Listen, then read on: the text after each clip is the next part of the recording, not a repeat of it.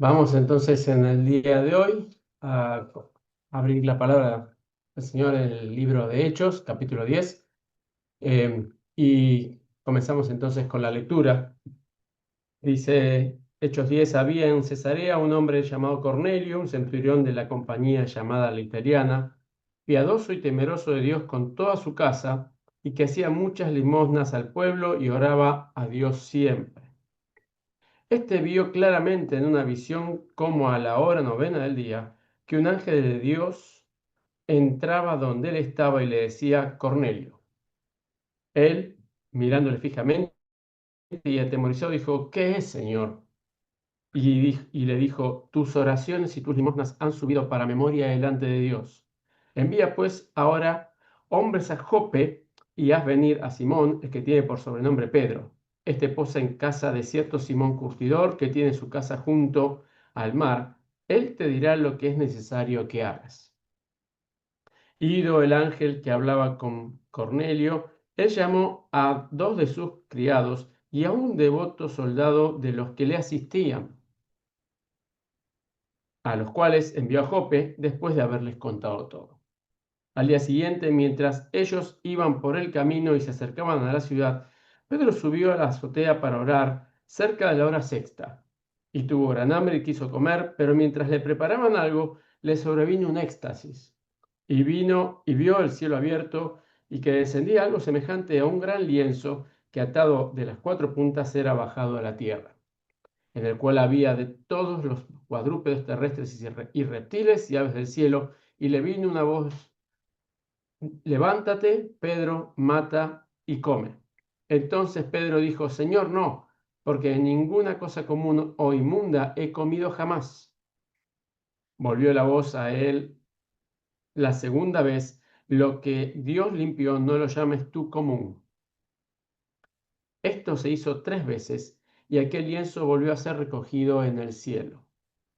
Y mientras Pedro estaba perplejo dentro de sí sobre lo que significaría la visión que había visto, he aquí los hombres que habían sido enviados por Cornelio, los cuales, preguntando por la casa de Simón, llegaron a la puerta.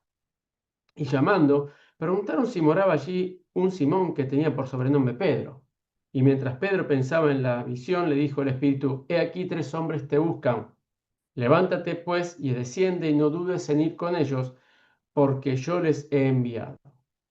Entonces Pedro, descendiendo a donde estaban los hombres que fueron enviados por Cornelio, les dijo: he aquí, yo soy el que buscáis. ¿Cuál es la causa por la que habéis venido?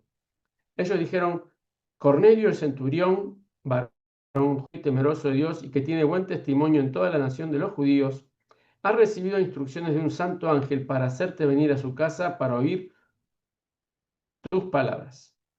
Entonces, haciéndoles entrar, los hospedó. Al día siguiente, levantándose, fue con ellos y le acompañaron algunos de los hermanos de Jope. Al otro día entraron en Cesarea y Cornelio los estaba esperando, habiendo convocado a sus parientes y amigos más íntimos. Cuando Pedro entró, salió Cornelio a recibirle y postrándose a sus pies, adoró. Mas Pedro le levantó diciendo: levántate, pues yo mismo también soy hombre. Y hablando con él, entró y halló a muchos que se habían reunido. Y les dijo: vosotros sabéis cuán abominable es para un hombre judío, varón judío, juntarse o acercarse a un extranjero. Pero a mí me ha mostrado Dios que a ningún hombre llame común o inmundo. Por lo cual, al ser llamado, vine sin replicar. Así que pregunto: ¿por qué causa me habéis hecho venir? Entonces Cornelio dijo: hace 4 días que a esta hora estaba yo en ayunas, y a la hora novena, mientras oraba en mi casa, vi que se puso delante de mí un varón con vestido resplandeciente. Y dijo: Cornelio, tu oración ha sido oída y tus limosnas han sido recordadas delante de Dios. Envía pues a Jope y haz venir a Simón, el que tiene por sobrenombre Pedro, el cual mora en casa de Simón, un curtidor, junto al mar, y cuando llegue, él te hablará. Así que luego envié por ti, y tú has hecho bien en venir.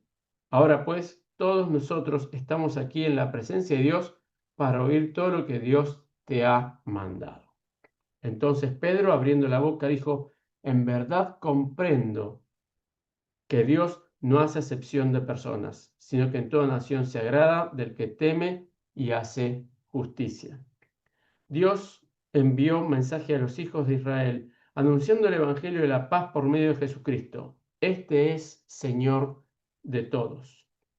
Vosotros sabéis lo que se divulgó por toda Judea, comenzando desde Galilea, después del bautismo que predicó Juan, cómo Dios ungió con el Espíritu Santo y con poder a Jesús de Nazaret, y cómo éste anduvo haciendo bienes y sanando a todos los oprimidos por el diablo, porque Dios estaba con él.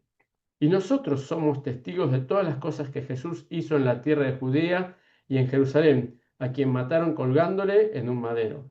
A este levantó Dios al tercer día e hizo que se manifestase, y no a todo el pueblo, sino a los testigos que Dios había ordenado de antemano, a nosotros que comimos y bebimos con él después que resucitó de los muertos. Y nos mandó que predicásemos al pueblo y testificásemos que Él es el que Dios ha puesto por juez de vivos y muertos. De este dan testimonio todos los profetas, que todos los que en Él creyeren recibirán perdón de los pecados por su nombre. Mientras aún hablaba Pedro estas palabras, el Espíritu Santo cayó sobre todos los que oían el discurso, y los fieles de la circuncisión que habían venido con Pedro se quedaron atónitos de que también sobre los gentiles se derramase el don del Espíritu Santo, porque los oían que hablaban en lenguas y que magnificaban a Dios. Entonces respondió Pedro: ¿puede acaso alguno impedir el agua para que no sean bautizados estos que han recibido el Espíritu Santo también como nosotros? Y mandó bautizarles en el nombre del Señor Jesús.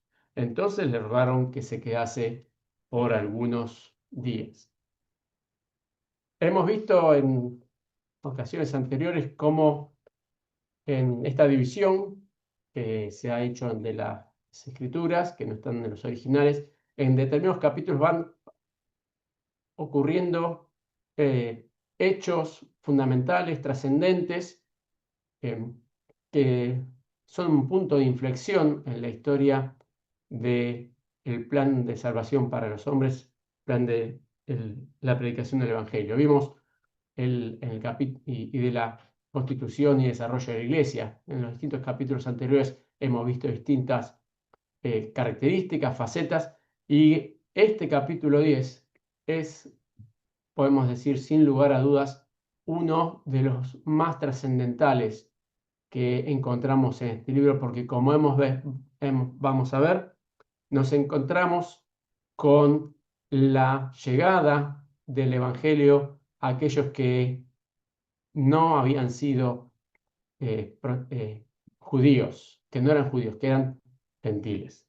Vemos en este caso justamente la historia que comienza poniéndonos en la ciudad de Cesarea, una ciudad que se encuentra a unos 50 kilómetros de Jope, ambos sobre la orilla del mar Mediterráneo. Y en esta ciudad nos encontramos con un hombre llamado Cornelio, que era un ciudadano romano, un centurión de una compañía donde todos eran italianos. Recordemos que el ejército romano, si bien en gran mayoría eran ciudadanos romanos, con el transcurso del tiempo, otras personas que demostraban tener la idoneidad, tanto física como moral, podían formar parte del ejército y ser considerados dentro de esta fuerza que dominaba el mundo en aquellos momentos. La verdad es que Cornelio era un ciudadano romano en una compañía llamada Litania, donde todos eran romanos. Un entorno donde no había inicialmente ningún tipo de influencia interna en el grupo de la verdad de la palabra de Dios, de la verdad de Dios a través del pueblo de Israel. Pero habiendo sido Cornelio enviado a esta región y habiendo, como vemos en él, una verdadera inquietud espiritual como la de tantos otros, se convierte en un hombre, como escribe en el versículo 2, un hombre piadoso y temeroso de Dios con toda su casa. Sabemos que en la antigüedad la figura paterna era de suma importancia, de la máxima autoridad, pero está claro que no era por imposición forzada de la patria potestad que lograba Cornelio la identificación de toda su casa con su forma de ser y de pensar. Piadoso él con toda su casa, que hacía muchas limosnas y oraba a Dios siempre. Podemos encontrar acá algunas ya características de Cornelio que nos desafían a nosotros. Nos hace recordar esto a Filipenses, a 1 Tesalonicenses 5:17, que debemos a nosotros también orar sin cesar. Él oraba siempre y desconocemos, la escritura no lo indica, cuáles eran sus pensamientos, cómo era su forma de orar, su forma de presentarse delante de Dios. Pero lo cierto es que encontramos en el versículo 7 que esas oraciones eran de acuerdo al corazón de Dios porque habían subido para memoria delante de Dios. Sus oraciones, sus manifestaciones externas de piedad, como vemos aquí, hacen consonancia con lo que encontramos en Hebreos 11:6, de que aquellos que le buscan a Dios, sinceramente, Dios es galardonador de ellos y logra acercarse a Él, y Él se presenta para darle a conocer su verdad. El Señor entonces en ese momento hace que un ángel se le presente y lo llame, y Cornelio se ve absolutamente asombrado por esta situación y escucha y obedece la indicación que este mensajero de Dios le presenta. En primer lugar, él reconoce que está ante una persona absolutamente extraordinaria y sobrenatural. Él era ciudadano romano, su máximo jefe era el César, él era el Curios, el Kyrios que vemos en esta palabra que él usa, que es Señor. Él reconoce que aquel que estaba delante de sí era un mensajero de la mayor autoridad que existe en el universo. Y es por eso que le dice que sus oraciones, sus limosnas habían sido obtenidos presentes por Dios. Y le envía a que vaya a Jope, como dijimos, unos kilómetros allí, donde durante un tiempo, como vimos en la ocasión anterior, había estado residiendo el apóstol de Pedro. Y vemos en esta acá, dice que Pedro posaba en la casa de cierto Simón Curtidor, del cual también habíamos visto algunos detalles ya la vez anterior, junto al mar. Y dice, él te dirá lo que es necesario que hagas. Y cuando leemos esta frase, podemos rápidamente comparar y contrastar contra el joven rico. El joven rico vino y preguntó qué era necesario hacer para retener la vida eterna. Y sin duda, en el caso de Cornelio, él también tenía esta inquietud. ¿Qué debía hacer para él realmente poder lograr esa comunión con Dios que estaba buscando, pero él no podía alcanzar? Hacía todo lo que, dentro de lo que él conocía del judaísmo, que reconocía como una religión, la forma realmente válida para acercarse a Dios para aquellos tiempos, alejado y contrastando con el politeísmo y que él había vivido desde su niñez seguramente, él ahora va a recibir contestación a sus peticiones. Y del ángel, que hablaba, llama a los dos de sus criados y a un devoto soldado de los que le asistían.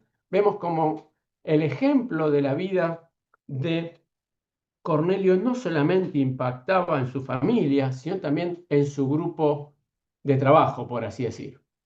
Si bien era este soldado probablemente uno de los que le reportaban a él dentro de esa centuria de hombres que él comandaba, era evidente que había sido impactado por Cornelio y por la manifestación del judaísmo, y también formaba parte de aquellos que se consideraban prosélitos del judaísmo sin llegar a serlos, sin llegar a ser efectivamente judíos, sin haberse convertido, pero aplicando a las normas. Y a partir del versículo 9 encontramos esta segunda parte del capítulo. van camino, 50 kilómetros, un día de viaje. Al día siguiente, mientras ellos iban de camino, y acá vamos a encontrar a lo largo de este pasaje varias ocasiones donde vemos cómo Dios va entrelazando las circunstancias para llegar a su propósito. Dice que mientras que ellos iban en camino, resulta que Pedro sube a la azotea a orar. Así como Cornelio había estado orando a la hora novena del día, unas 3 de la tarde, no sabemos en qué momento de la mañana Pedro sube a orar, porque era cerca de la hora sexta. Y en ese momento justo tuvo hambre. Seguramente habrá subido antes, habrá estado allí orando, meditando, y con el devenir del tiempo se encuentra que era casi la hora del almuerzo, y él siguió quedando hacia allí. Él no desciende para procurar alimento. Él ve esta necesidad que tiene y se comunica con los anfitriones de la casa, y mientras que le prepara algo, él sigue allí orando. Tuvo gran hambre y quiso comer, pero mientras le preparaban algo, le sobrevino un éxtasis. Dice, y vio el cielo abierto. Y acá encontramos un detalle que nos empieza a indicar la importancia y la trascendencia de esta ocasión. Vemos pocas veces esta expresión del cielo abierto.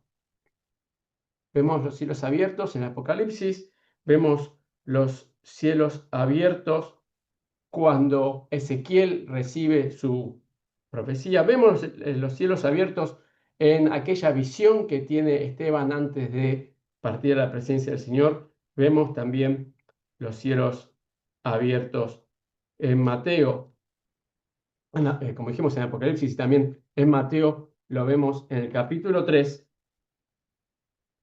versículo 16, cuando el Señor, siendo bautizado, sube de las aguas y ahí es Dios Padre y el Espíritu Santo completan la imagen. Hay entonces aquí un primer atisbo de esta manifestación que Dios hace en esta visión que tiene el apóstol en aquel mediodía en la ciudad de Jope.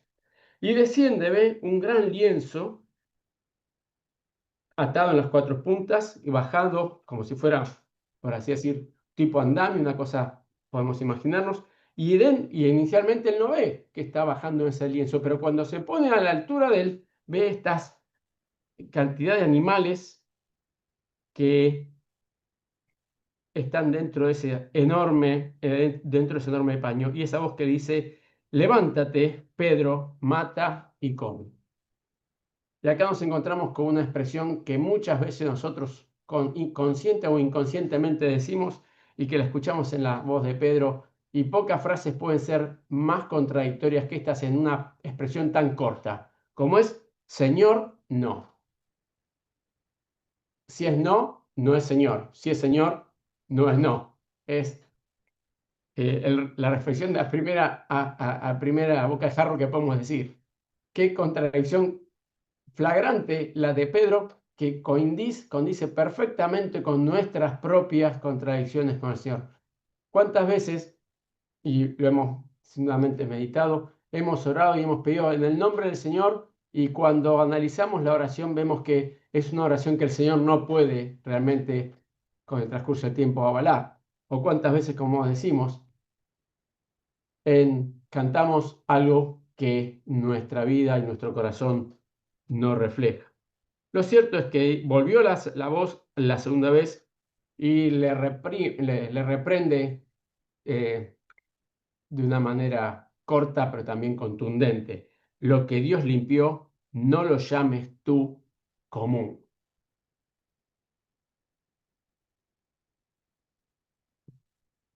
Es difícil imaginarnos la reacción que podría haber tenido Pedro ante esta frase. No conocemos el tono ni la fuerza, pero nos podemos imaginar, por cómo se desenvuelven los hechos, la seriedad de esta expresión. Y vemos acá que esto, para añadirle más énfasis a lo que estamos viendo de este cielo abierto, esto ocurre 3 veces. Y como conocemos, la repetición de un evento es el método que enfáticamente se usaba en la antigüedad para resaltar la importancia de lo que estaba ocurriendo. Lo vemos en el sueño justamente de, del faraón y José. Dicen, es el mismo sueño dos veces. Quiere decir que esto es algo absolutamente certero. Es imposible que no vaya a ocurrir. Aquí también pasa lo mismo. Tres veces. Y la gran pregunta es si las tres veces Pedro habrá contestado lo mismo o no. Y qué lección para nosotros también. A veces insistir en aquello que el Señor nos demuestra que es de una manera distinta a la que nosotros pensamos. Mientras que Pedro, dice acá el versículo 17, estaba perplejo dentro de sí y no podía entender lo que esto quería decir. En ese mismo instante estaban llegando aquellos hombres golpeando la puerta de aquella casa a la orilla del mar y preguntando si esa es la casa del tal Simón Curtidor y si allí había un hombre llamado también Simón, pero con sobrenombre Pedro. Y mientras que seguía sin entender en su corazón, Pedro, ¿qué quería decir esto? Nuevamente la voz que le dice en su interior, he aquí, tres hombres te buscan. Levántate, pues, y desciende, y no dudes de ir con ellos, pues yo los he enviado. Y acá vemos este contraste entre lo que leemos en el versículo 7 y 8 con este versículo 20. El Señor se había preocupado de que Cornelio enviase estos hombres, pero estos hombres venían justamente de parte de Dios para ser la compañía de este viaje que habría de emprender Pedro en los próximos días. Muchas veces quizás nosotros somos el medio que Dios utiliza para llevar sus planes a cabo, que muchas veces también pasa totalmente desapercibido para nosotros. No somos conscientes de lo que Dios puede hacer a través de acciones que para nosotros parecen de nuestra absoluta decisión, voluntad o acción. Es cierto que Dios estaba allí, habiendo enviado a esos hombres para acompañarles. Levántate, pues, y desciende, no dudes en ir con ellos, porque yo los he enviado. Pedro entonces, descendiendo a donde estaban los hombres, estaba todavía en la terraza, perplejo de todo lo que había visto, dice, yo soy a quien buscan, ¿por qué vienen? Y aquí le relatan, bueno, Cornelio, o el centurión, varón justo y temeroso de Dios, que tiene buen testimonio de toda la nación de los judíos, ha recibido instrucciones de un santo ángel de hacerte venir a su casa para oír tus palabras. Y acá qué importante esta introducción, qué datos que nos aporta adicionalmente. Dice, de buen testimonio en toda la nación de los judíos. Y nos hace recordar y ver que a pesar de ser el pueblo de Israel sojuzgado por el imperio romano, había hombres allí, y vemos varias veces varios centuriones con un corazón sensible, que parece hasta contradictorio contra la imagen de un soldado brutal y despiadado como se solía ser la fuerza de ocupación del imperio romano. Lo vemos allí en Lucas, cuando se acercan los judíos queriendo intermediar entre el Señor y el centurión, pues dice, te voy a pedir un favor, pero hacerle caso porque nos hace bien, o nos ha hecho bien, nos ha construido una sinagoga. No era el único centurión que había sido alcanzado por eh, por la diferencia que demostraba la comunicación que el pueblo de Israel, aún defectuosa y muchas veces contraria a la voluntad de Dios, tenía con Dios mismo a través de lo que Dios había instituido. Dice, Él ha recibido un santo ángel para hacerte venir a casa. Lo cierto es que acá encontramos en estos capítulos algunos detalles que pasan quizás desapercibidos en el día de hoy. Pero, en primer lugar, como vimos en el capítulo anterior, Pedro acepta estar en una casa de un hombre que no era de mucha buena reputación, como habíamos visto, un curtidor, un hombre en contacto con animales muertos, una permanente situación de inmundicia o de restricción, por eso estaba al lado del mar para hacer sus tareas allí, los distintos procesos de curtiembre necesitaban de agua y con la sal del mar también lograba eso. Y vemos que haciéndolos entrar, los hospedó. Estamos hablando de que el Señor recibe el Señor hace que Pedro reciba en esta casa, del cual era también un huésped, a gentiles durante ese día. Y al día siguiente, levantándose, se fue con ellos y le acompañaron algunos hermanos de Jope, los cuales, podemos estar seguros, estaban, luego de lo que habrá Pedro comentado, estaban más tan intrigados como él de lo que el Señor tenía por delante en esa jornada. Al otro día entraron en Cesarea y Cornelio los estaba esperando, habiendo convocado a sus parientes y amigos más íntimos. Esta sed espiritual de de Cornelio, se había contagiado, había sido promovida también entre aquellos que eran sus familiares. No solamente, como vemos acá, toda su casa, sino sus parientes y sus amigos más cercanos. Lo que muy probablemente hayan sido todos gentiles. Sabemos la doble desventaja que tenía Cornelio para poder relacionarse con el pueblo de Israel, con el pueblo judío. Primero, era un representante del poder opresor que los invadía y sojuzgaba. Y encima, y no solamente conforme con eso, también era un gentil. O sea que no podemos dudar de que era una especie de paria en aquella ciudad para la comunidad judía. Cuando Pedro entró, allí digamos, a las entradas de la casa, salió Cornelio a recibirle y postrándose a sus pies, adoró. Mas Pedro le levantó diciendo, levántate, pues yo mismo también soy hombre. Y hablando con él, entró y halló a muchos que se habían reunido. Primero nos dice que Pedro había llegado allí y Cornelio estaba esperando con parientes y amigos, pero no eran unos pocos, eran muchos los que habían sido influidos por la vida, la conducta de Cornelio, buscando la verdad de Dios para sus vidas. Desconocemos de qué estuvo hablando en ese trayecto, probablemente entre la entrada de la casa y los atrios más íntimos de la familia. Lo cierto es que cuando llega allí se encuentra con toda esta gente, les dice, ustedes saben, no solamente lo saben, lo sufren, lo ven, que para un judío no hay nada más que rechace, no hay nada que rechace más que justamente, no hay nada más abominable que juntarse o acercarse a un extranjero. Pero Dios a mí me ha mostrado que a ningún hombre debo llamar común o inmundo. Por lo cual vine sin replicar. ¿Por qué causa me habéis hecho venir? Y aquí Cornelio les da un poco más de detalles. Él, que hacía 4 días, vemos ahí las aritméticas nos acompañan en el viaje de ida, la estadía, la vuelta, contando los días tanto inicio como fin, da justamente 4, y él le cuenta que estando él en ayunas y orando con una verdadera voluntad y un énfasis en buscar la voluntad de Dios para su vida, se encuentra con este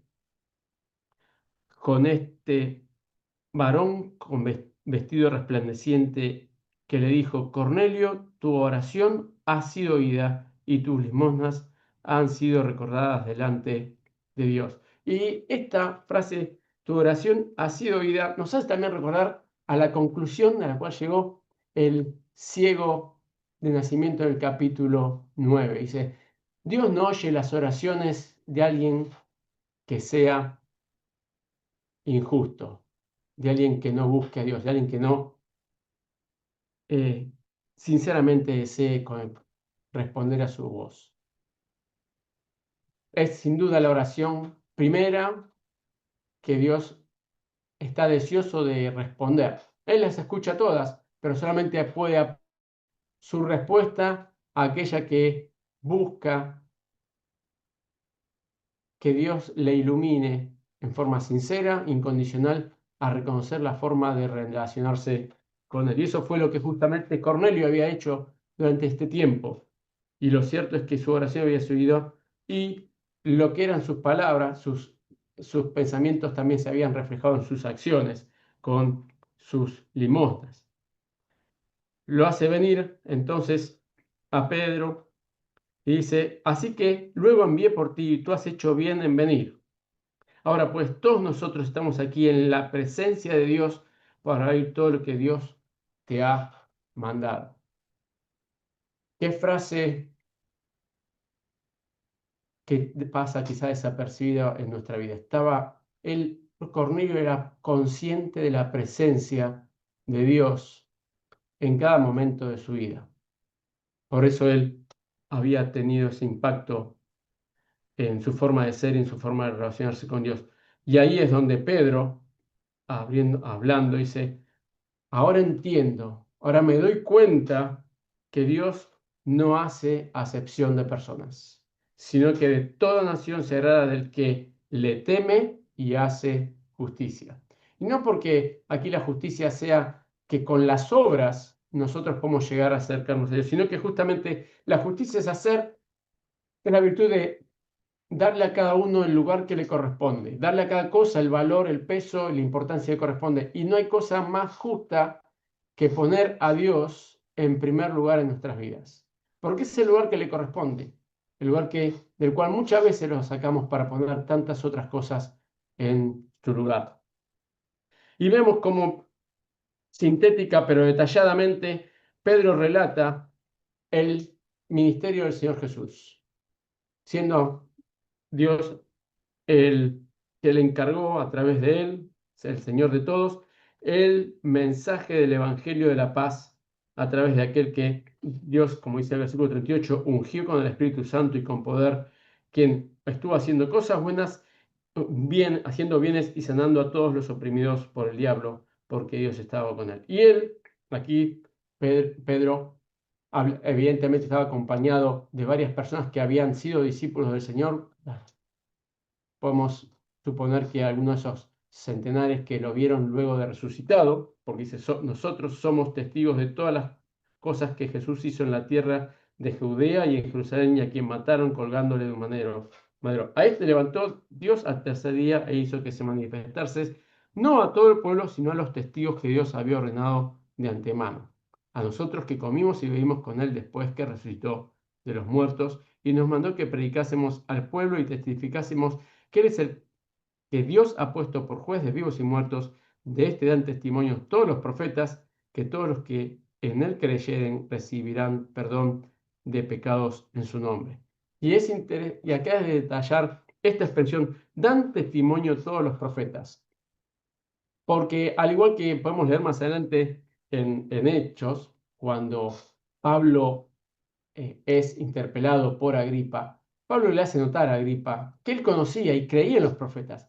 Y podemos estar seguros que también Cornelio había leído y había sido instruido en las promesas que los profetas habían hecho de lo que Dios tenía planeado para el pueblo de Israel y que ahora por extensión era también disponible para él. A tal punto que el relato, a diferencia de lo que leemos en Hechos capítulo 2, Pedro no tuvo que hacerle invitación a los oyentes de arrepentirse, porque dice, mientras aún hablaba Pedro estas palabras, y de vuelta esta palabra mientras que encontramos varias veces, en ese mismo instante, estas personas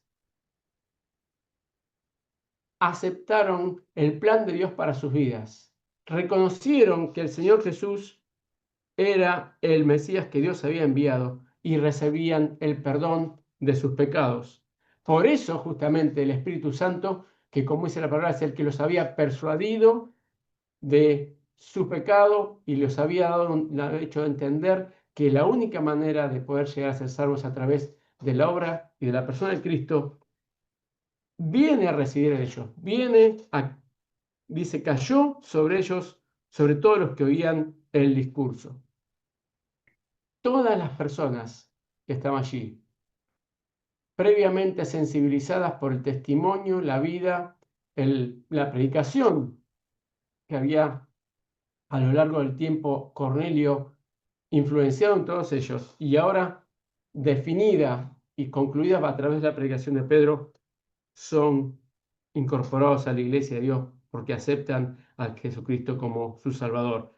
Y la frase del versículo 45 es clarificadora. Y los fieles de la circuncisión que habían venido con Pedro se quedaran atónitos de que también sobre los gentiles se derramase el don del Espíritu Santo. Vemos los fieles de la circuncisión. Es porque ahora ya estaban los fieles de la circuncisión y de la incircuncisión. ¿Y qué pasaba? Aquellos que venían quedaron absolutamente asombrados de que, como vemos aquí, el Señor también proveyese de salvación para aquellos que estaban a su alrededor. Y les oían hablar, hablaban en lenguas y magnificaban a Dios. Y a esto, Pedro, vamos sin duda alguna a ver más detalles la próxima ocasión, cuando meditemos en el capítulo 11. Dice, ellos ya han sido bautizados por el Espíritu Santo. Nada impide que también sean bautizados en agua, como es el verdadero orden de las cosas. Solo aquellos que han sido salvados por medio de la obra de Cristo en la cruz, aquellos que han sido sepultados, como leemos en Gálatas, y resucitados, pueden ser bautizados como representación de aquella obra que ya ocurrió en su interior. Y mandó bautizarles en el nombre del Señor Jesús. Entonces le rogaron que se quedase por algunos días. Consecuencia justamente de esto, vemos como las llaves que Dios en forma simbólica le había dado a Pedro, el Señor Jesús le había dado a Pedro, abre la puerta restante, primero a los eh, hermanos judíos, aquellos creyentes judíos, ahora aquellos que eran gentiles, a través de Pedro llegan al conocimiento de la verdad, y estos le ruegan que se quedasen para que le siguiese influyendo en la palabra del Señor, el conocimiento que ellos tenían, a aquellos hombres que ahora, satisfecha su necesidad de salvación, ven ahora que surge otra nueva necesidad, la necesidad del conocimiento y de la comunión con Dios a través de lo que los apóstoles habrían de enseñarles. Un capítulo, como podemos leerlo, sumamente emocionante, sumamente emotivo, sumamente desafiante también para cada uno de nosotros, como hemos visto con el ejemplo tanto positivo de Cornelio, del impacto en su alrededor, su devoción, su deseo genuino de conocer y relacionarse con Dios según los planes de Dios y no según sus propias intenciones, lo cual debemos imitar, su disposición a obedecer, su humildad, su franqueza, también para nosotros un ejemplo. Y por el otro lado, la facilidad con que nosotros también, como Pedro, imaginamos una cosa y a veces decimos Señor y decimos no. En nuestras pocas palabras, nuestros breves hechos, rápidamente contradecimos nuestros pensamientos. Que el Señor nos bendiga, nos perdone, justamente como sin duda lo perdonó a Pedro, sabiendo la ignorancia que había en él, su emotividad, sus prejuicios, su falta de claridad en ese momento que ahora ya no tenemos nosotros como excusa. En ese aspecto podemos estar seguros que el Señor también habrá de reclamar de nosotros más de lo que le pudo haber reclamado a Pedro en su momento. Que el Señor nos bendiga, que nos guíe a ser en estos momentos hijos suyos dispuestos a ponernos en sus manos, a escuchar sin condicionamientos lo que Dios nos pide y sobre todo también a ponerlo en práctica. Que el Señor Ofendido.